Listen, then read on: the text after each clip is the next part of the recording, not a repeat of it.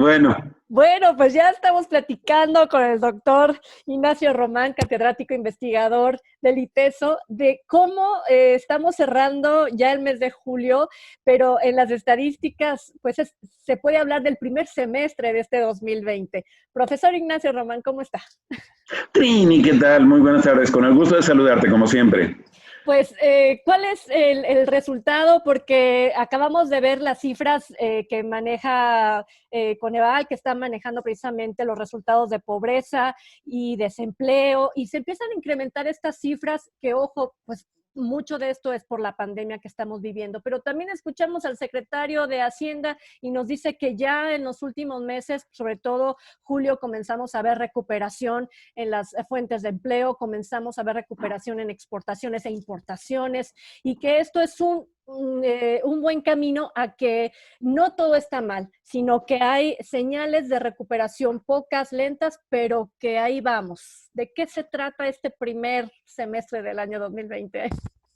El primer semestre fue desastroso y bueno, realmente el golpe de la pandemia es enorme, pero algo que resulta muy curioso es que efectivamente estamos teniendo una expectativa de caída enorme del PIB, de caída muy fuerte en el empleo, que no se traduce solo en incremento del desempleo, sino curiosa y paradójicamente en una reducción de la informalidad y en una reducción de la población económicamente activa. Es decir, hay cada vez menos gente que está no solamente trabajando, sino buscando trabajo, porque con la lógica del quédate en casa se vuelve bien complicado.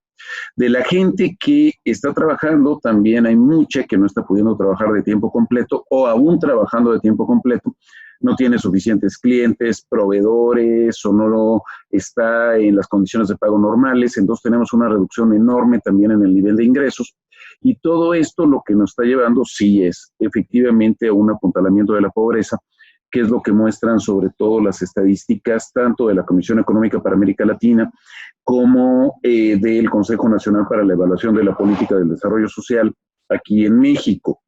Estamos teniendo también incertidumbre hacia futuro porque no sabemos ahora sí que de qué color se va a poner la banderita.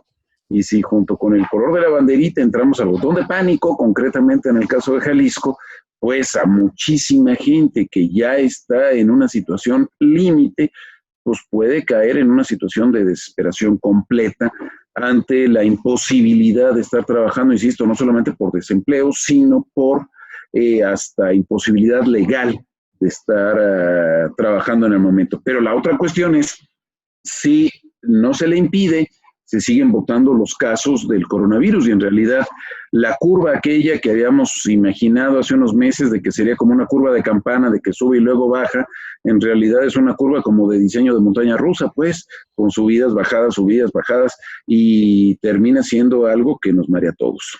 Sí, y de hecho, regresando un poquito a estas cifras, ¿qué significa el término pobreza laboral para poderlo entender y que ha llegado al 50% según las cifras que por un resultado que da el INEGI en las pasadas encuestas y que retoma Coneval precisamente? ¿A qué se refiere? Mira, el índice de tendencia laboral de la pobreza es una referencia con un momento base, igual a 100. Y a partir de ese momento se ve en cómo va creciendo o disminuyendo, ahorita puede ser creciendo brutalmente hasta 50%, la proporción de gente que inclusive trabajando, su ingreso laboral no le permite ni siquiera adquirir el costo de la canasta básica individual. Entonces, eso es lo que se está viendo como elemento fundamental. Y sí es sumamente grave, aunque sea un elemento de coyuntura. Por eso es tan importante que el ingreso de los hogares pueda ser apuntalado, no solamente con los ingresos laborales, sino con todo tipo de transferencias de tipo focalizado o semi-universal, como lo de los adultos mayores de 68 años, como lo de las madres solteras, como lo de los estudiantes de bachillerato, como lo de la población con discapacidad, indígena, etcétera.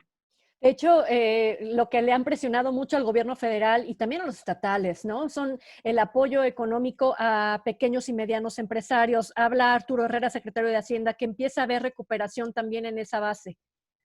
Sí, mira, a ver, yo creo que lo que ocurre es que hay un inmenso agujero.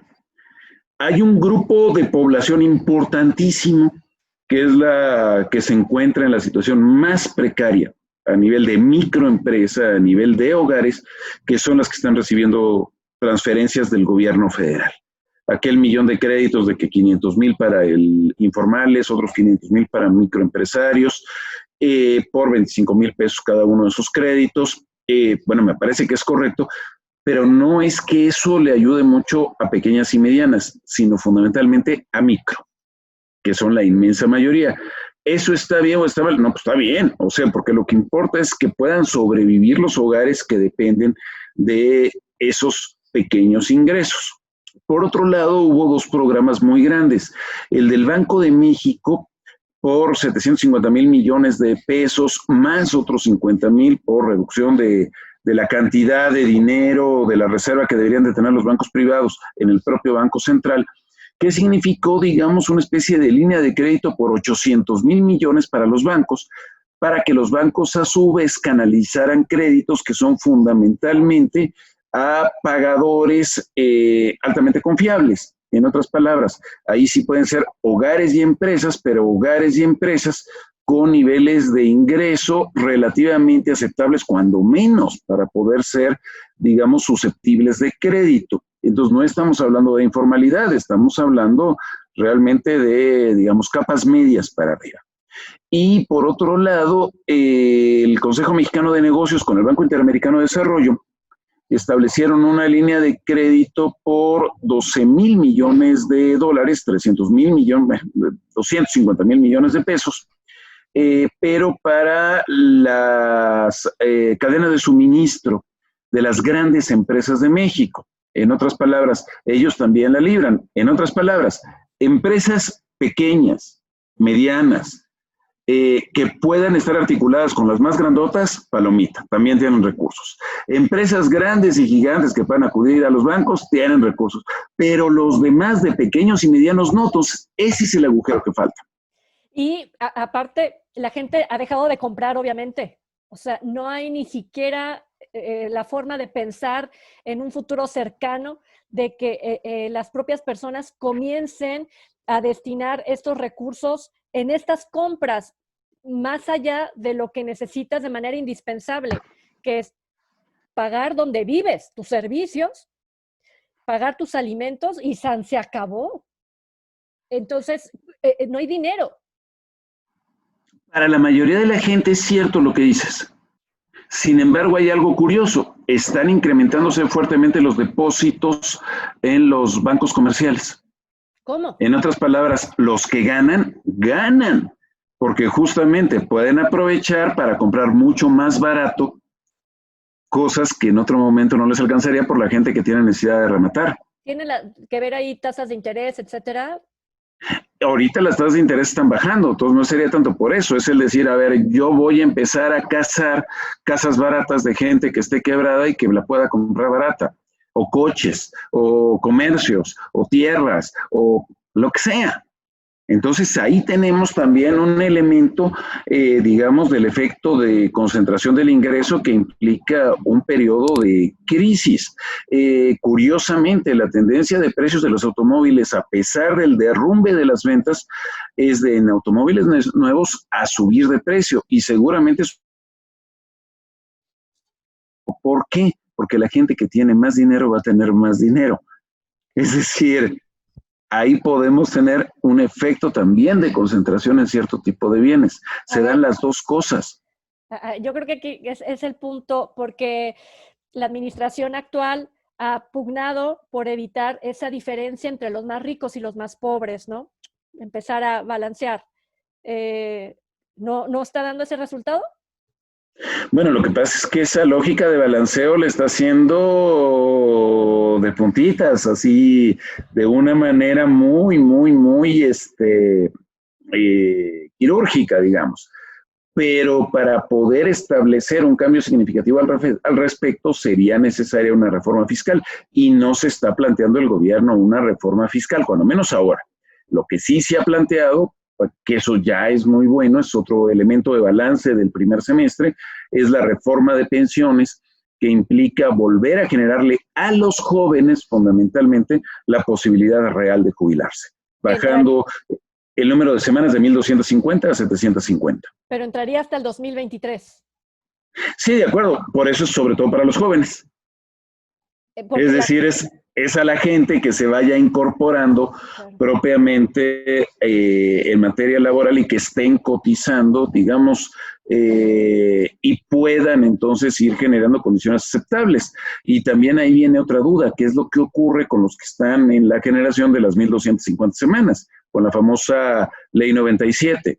Entonces, bueno, ahí tendremos que ver para el segundo semestre con muchísima claridad qué es lo que finalmente van a decidir los diputados y los senadores. Creo que esa reforma a la ley de pensiones y también el caso Lozoya, hablando en términos políticos, ayudó a calificarse mejor a México, elevó los índices de cotización a nivel internacional en esta semana, justo cuando fue la llegada de Lozoya, justo cuando canta esta reforma. Son cosas que en la macroeconomía le ha sonado muy bien a López Obrador. Sí, porque son indicadores finalmente reales de lucha contra la corrupción.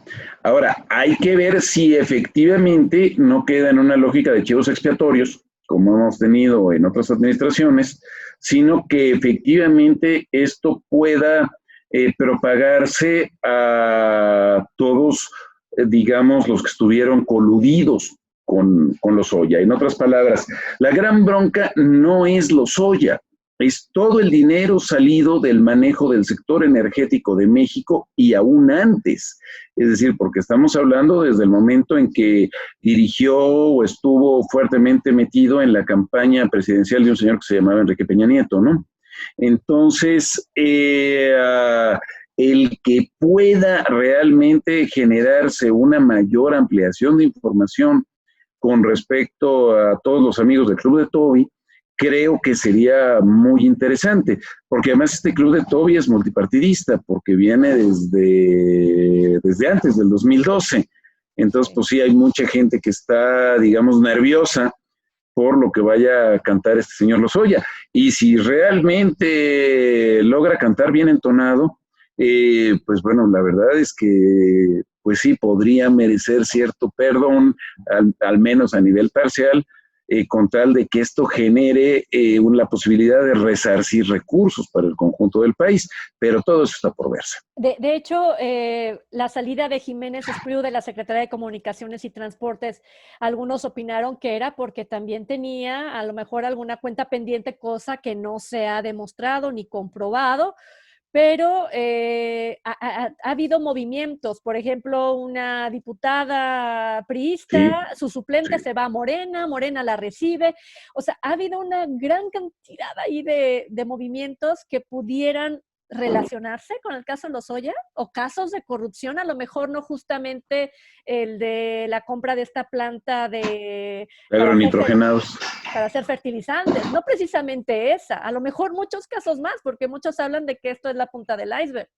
Y ni siquiera es solo la reforma energética, es decir, el hecho de que se diga que se sobornó a los diputados para votar en favor de la reforma energética, pues nos dice mucho justamente sobre todo aquello que era el argumento de defender a la reforma energética porque eso era el futuro de México, pues vean nada más qué futuro era. Pero además se está diciendo que no solamente era la reforma energética. Cuando la actual secretaria del Trabajo, Luisa María Alcalde, era diputada, justamente hizo una denuncia fuerte sobre las corruptelas, no solo en reforma energética, sino en el conjunto de las reformas estructurales de Peña Nieto. En otras palabras... Lo tuvo ahí en el Congreso, ¿no? Justamente. Entonces esto habla muchísimo de... ¿Cuál era la lógica de la supuesta eficiencia de libre mercado en las reformas de la administración y de las administraciones anteriores? En el caso de Jiménez Espriu, ahí sí puedo decir, me consta que fue un opositor muy significativo a la reforma energética. O sea, de hecho, me tocó participar con él en eventos donde él cuestionaba enormemente esa reforma. Entonces, al menos ahí si no fue de la gente que estuvo apoyando, pero bueno, finalmente también fue funcionario de Pemex, fue funcionario de Mexicana de Aviación, fue alto funcionario de la UNAM.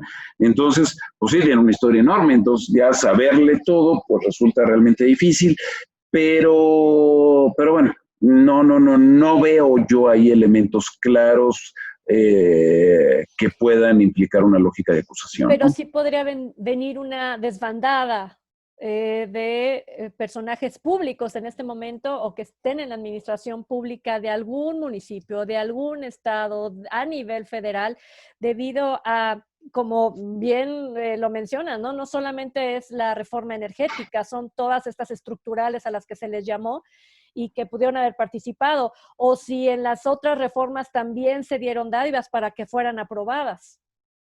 Tal cual, entonces eso es lo que se está advirtiendo ahorita. Y entonces detrás de aquel supuesto discurso científico sobre que el capital privado es eficiente y el capital público ineficiente, que el capital privado sí es el que nos lleva al libre juego de fuerzas del mercado y que nos hace competitivos y crecer y ser muy chidos y todo esto, pues lo que estamos viendo es que nomás no. No pasó absolutamente nada.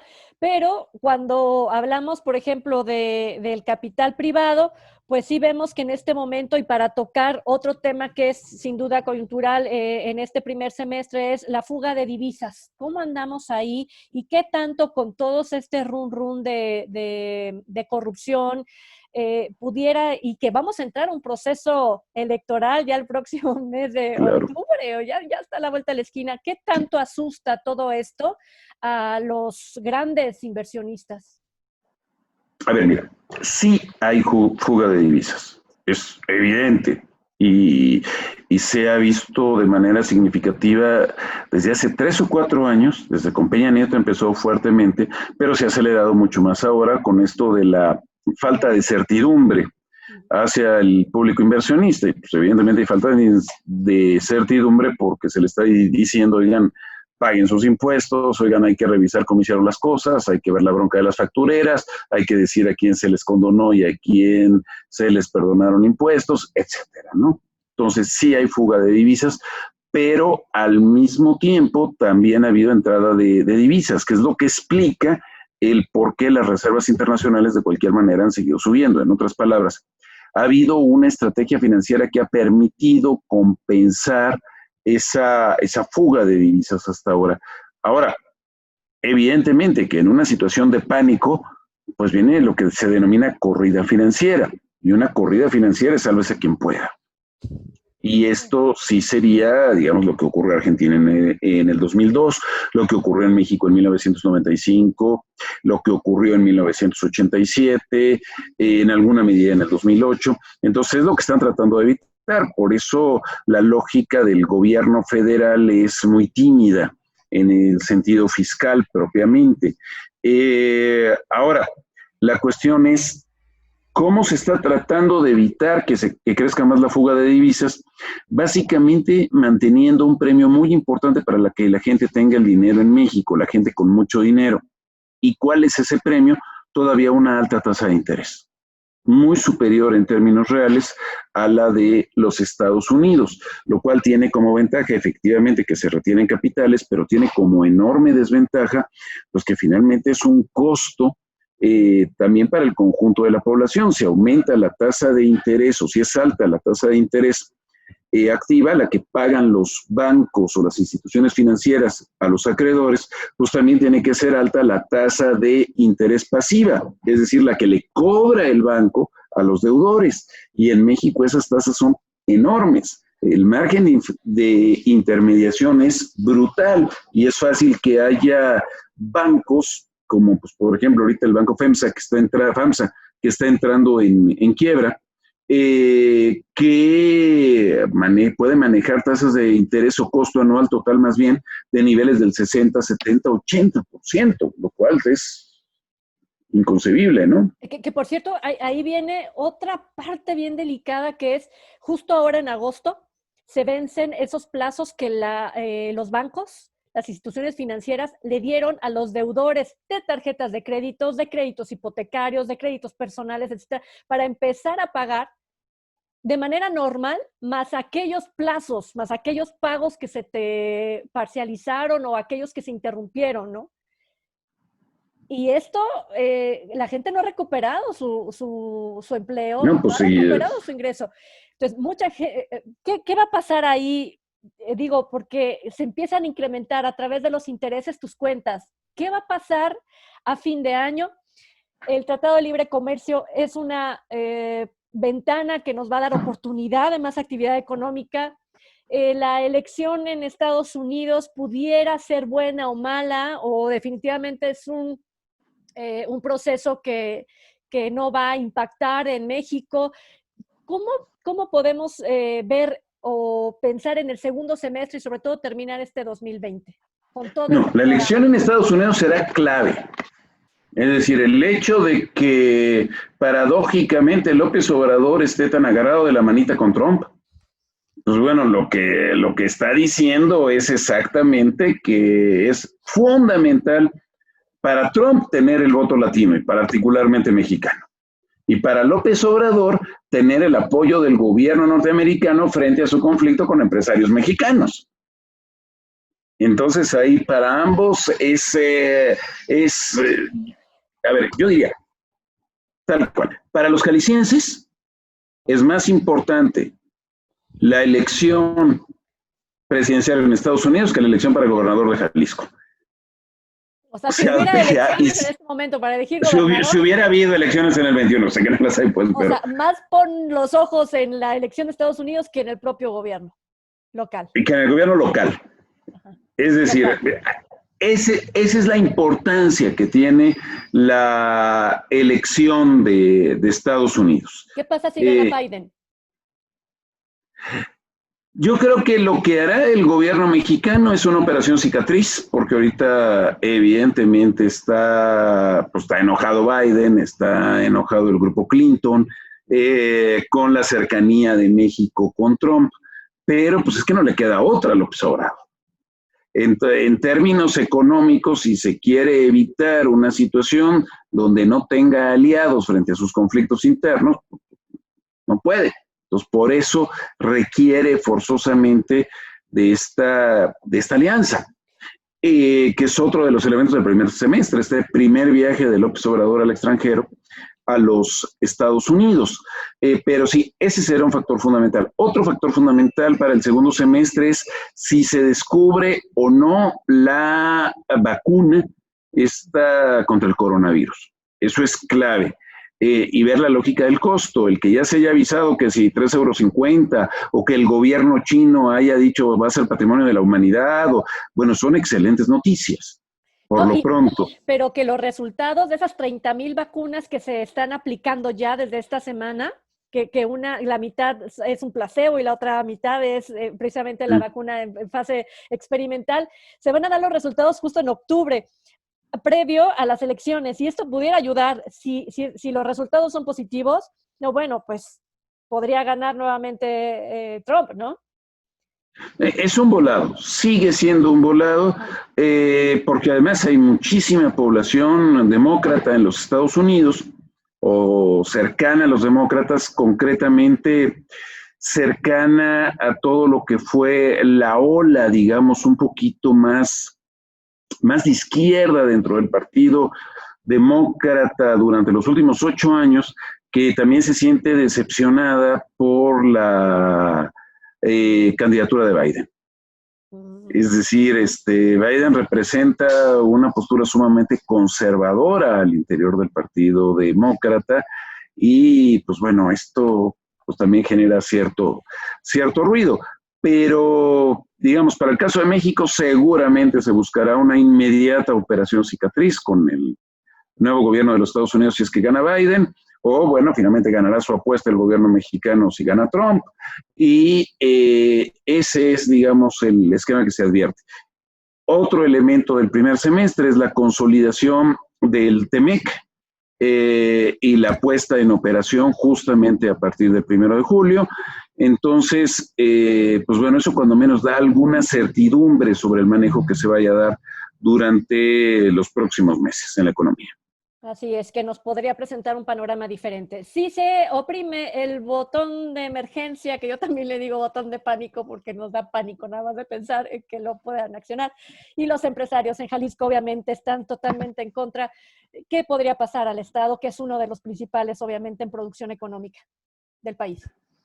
A ver, si se llega al botón de pánico tal como está planteado, que decir, solamente se mantiene en cuestiones de seguridad, cuestiones médico-sanitarias y aprovisionamiento de alimentos, pues sí, evidentemente, cuando no está ni siquiera considerado transporte público, sería una situación prácticamente de estado de sitio. El problema es que ha sido, en este estado, el manejo ha sido terriblemente a coletazos. Es decir, cuando de repente parece que el gobierno federal intenta tímidamente ir abriendo algunos elementos, el gobierno del estado dice, no, ¿cómo no lo vamos a permitir?